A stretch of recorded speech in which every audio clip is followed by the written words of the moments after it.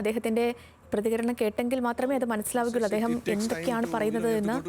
Each building, remove the rubble, search it. So it's a long process, and I think another 2 to 3 days is what is required for a complete and thorough search. Meanwhile, we've also enhanced, if you take your camera to this side, the downstream portion where substantial damage has happened. Now today we are focusing a major part of our effort downstream because a lot of